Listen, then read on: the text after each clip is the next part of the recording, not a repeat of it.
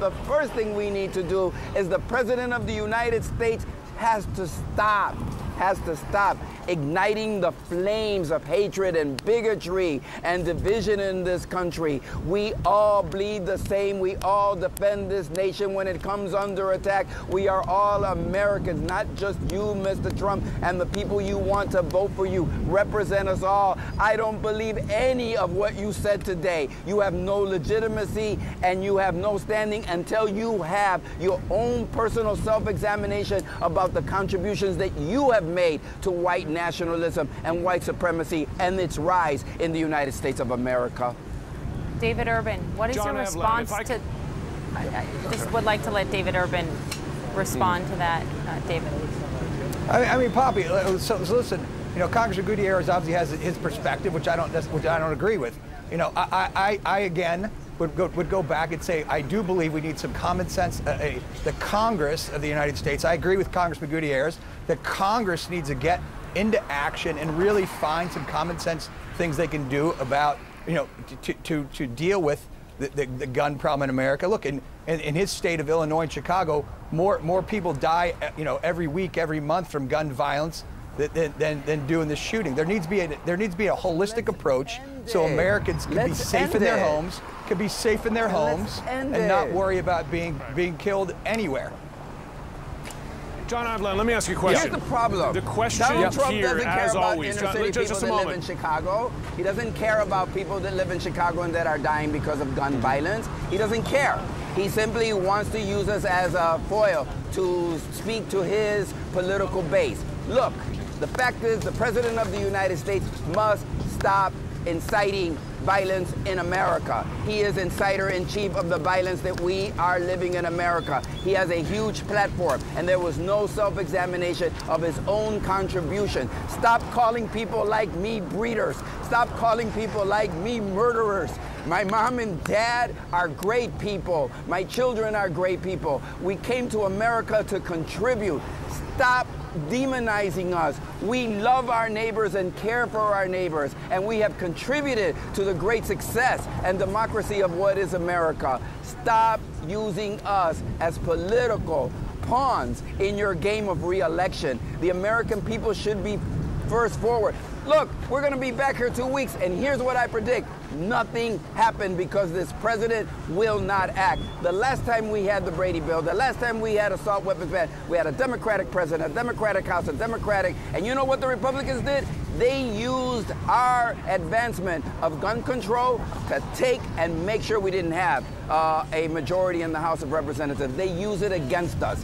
So look, we have to stand up for the American people. Yes, my heart broke. Let's stop allowing people to break the hearts of the American people as they watch these deaths occur each and every day on TV. And let's just say, the president, you must have a self-examination and a self-reckoning with your own words and your own contribution to the death and the mayhem that exists in America today.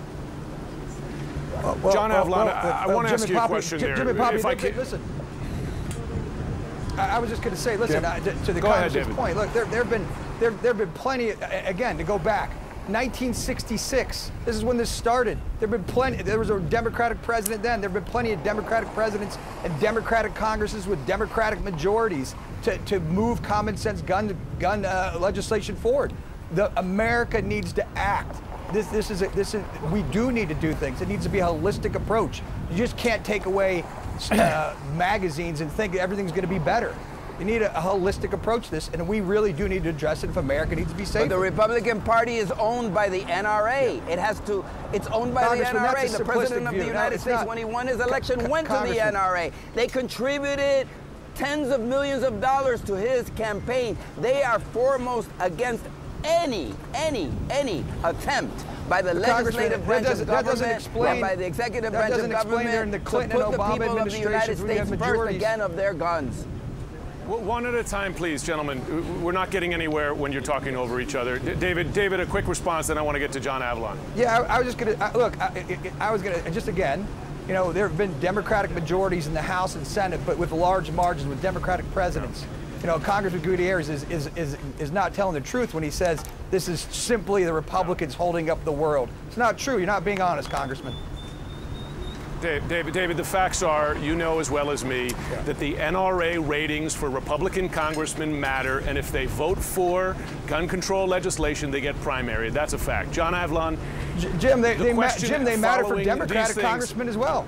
Jim, they matter for Democratic congressmen as well. Okay. So you can't lay this at the feet of the Republican Party. David, the democratically controlled House just passed a universal background check bill, which has been blocked in the Senate. That's a recent example. It's a fact. John Avlon. And we should have background. Question as to whether. Okay, you agree. But John Avlon, for this broadcast, we asked 50 Republican lawmakers to come on. The only one who said yes was Ted Yoho, to his credit. But when I spoke with him a short time ago, he was repeating many of the positions we've heard from Republican lawmakers following past shootings. Back to mental health, talking about not rushing to a decision on universal background checks. He doesn't support universal background checks. And the president, while tweeting this morning that he might tie background checks legislation to immigration reform, did not mention new background checks legislation in his public statement there when he had an opportunity to do so. Your read of the politics here, have they changed one iota after these attacks today? Is the dynamic any different? It should be, but you saw the president go out in front on Twitter and call for universal background checks, and it was notably omitted from his scripted remarks. What was that conversation like inside the White House? What pressure groups were calling and saying, you can't say that? And look, here's the real shame of it, is that this is a 90% issue. 90% of Americans support universal background checks, but it keeps being blocked by a very small number of folks. And David Urban's talking about a holistic approach, a common sense approach. Well, mental health may be part of it, video games may be part of it, but there are countries around the world that have mental health issues and video games, but they don't have the kind of persistent mass murder that we see here in the United States because of gun violence. And so universal background checks ought to be part of that.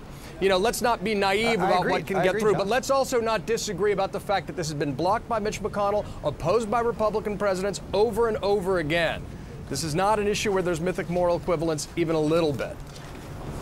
You know what, Wes Lowry, as Jim aptly brought up, H.R. 8, Bipartisan Background Checks Act of 2019, passed the House, 240 votes to 190. 8 Republicans, only 8 Republicans joined on. H.R. 1112, Bipartisan Background Checks Act, again, passed the House, but didn't go anywhere in the Senate. So how does Mitch McConnell answer these questions when this issue of background checks has 90% of Republican support? Certainly. I mean, this has been an issue for a long time where the politics in our politically representative system has been out of touch and undemocratic with what the will of the people is. If this went up for a national vote tomorrow, all of these things would pass, right? The NRA would be very, very upset. But the reality is, because of the way our political system works, it's not a true democracy. It doesn't really matter that the vast majority of Americans want many things that are considered common sense steps. You know, going back to the president's comments, though, because I do think there's a, you know, it's very clear, it's very obvious. The Republicans are the ones obstructing legislation to change the way guns operate in our country. We know that. We don't need to pretend this is some both sides issue, right? But going back to what the president's challenge was today, right? He had to deal with 2 crises, concurrent crises, the gun violence crisis in our country and the crisis of white supremacy and white domestic terror. He acknowledged one and did not acknowledge the other. He acknowledged the white supremacist terror crisis we're dealing with. He met the lowest bar. He named it what it was. He called it racist. He did not, as the congressman notes, involve any introspection of the fact that this racist manifesto, the president's words, included the president's words, things like invasion. But on the gun crisis issue, I do think that there was a refusal to name what it was. What we know is that we have a health crisis in the country, at times a mental health crisis, but to demagogue these shooters and to make it about mental health, there's some danger there too, right? That any number of people deal with mental health and mental health crises. The vast majority of them will never pick up a weapon and do something like this. In fact, what we know is that someone in the midst of a mental health crisis is more likely to be the victim of violence like this than to be the perpetrator. Second, video games. I mean, we should be doing studies of Japan and China then. We don't, you know, every country has video games. This reminds me of Marilyn Manson being blamed for Columbine, right? The reality is there is one thing that is different in the United States of America, and it is our guns. It is the availability of them. And sure, would banning one type of gun get rid of the complete possibility of someone committing an act of terror? Of course not. But the hope would be that we we would get together to take the most steps possible to make it as difficult as possible for anyone to commit an act like this. It was mentioned earlier, Tommy guns and machine guns. Well, guess what? Those things are illegal now, and people can't walk into places and use them.